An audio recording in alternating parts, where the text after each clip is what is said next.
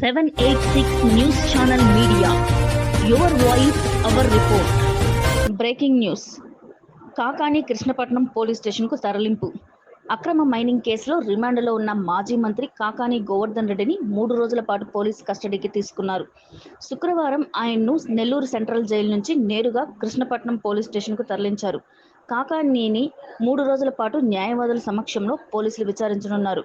Bail petition ఈ నెల 9వ తేదీకి వాయిదా పడిన విషయం తెలిసిందే.